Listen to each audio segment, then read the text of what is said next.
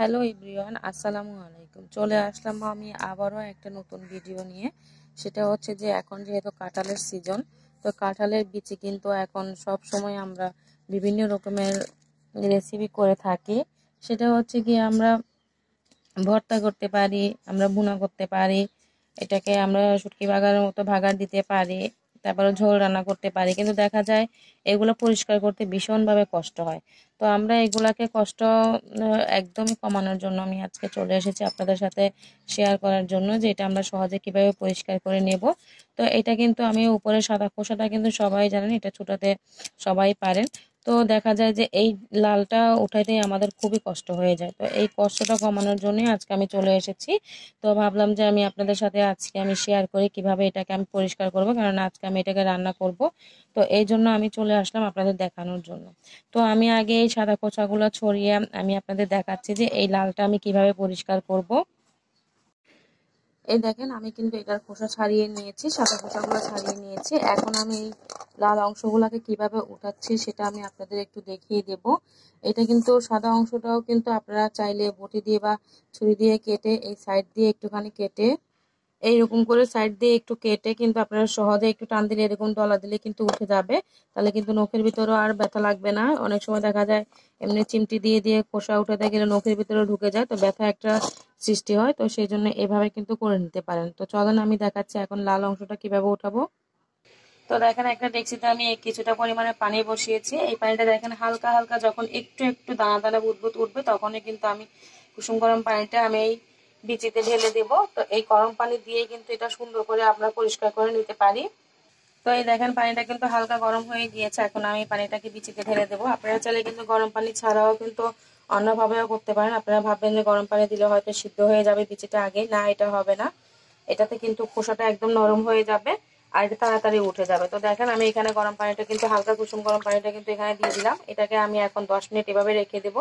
তারপর আমি এটাকে পরিষ্কার করে আপনাদের দেখাচ্ছি কি সুন্দর করে উঠে যায়।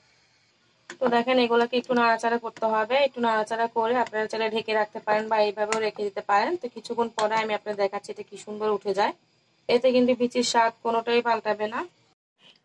দেখেন এটা 10 মিনিট ভিজিয়ে রাখার পর 10 মিনিটও না, তারও অনেক কম। তো এরকম নখ দিয়ে কিন্তু একটু আঁচড় দিলে কিন্তু উঠে যাচ্ছে সুন্দর করে। এই দেখেন এইভাবে কিন্তু আপনারা চাইলে এভাবে কিন্তু পরিষ্কার করে নিতে পারেন।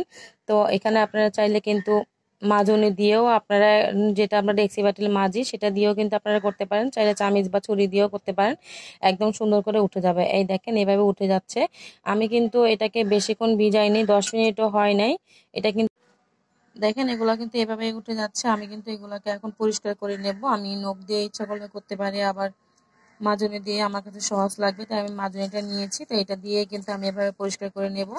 তো পরিষ্কার করে আমি দেখাচ্ছি। দেখেন এভাবে কিন্তু একটু ঘষা মাজা করলে কিন্তু এটা উঠে যাচ্ছে। আমি এক হাতে আসলে করতে একটু সমস্যা হচ্ছে, তাই আমি এটা করে আমি আপনাদের দেখাচ্ছি আসলে এটা কেমন হবে। এটা হাত দিয়ে এরকম করলেও কিন্তু উঠে যাচ্ছে। দেখেন একদমই নরম, কিন্তু এটা আপনি চাইলে নখ দিয়েও করতে পারেন। তো এই দেখেন এটা কিন্তু একদমই উঠে যাচ্ছে। তো আমি এইভাবে করে একটু পরিষ্কার করে দেখাচ্ছি। তো এই দেখেন এইভাবে করে আমি সবগুলোকে কিন্তু পরিষ্কার করে নিচ্ছি, দেখতেই পাচ্ছেন। তো এভাবে পরিষ্কার করে আমি দেখাচ্ছি সবগুলোকে।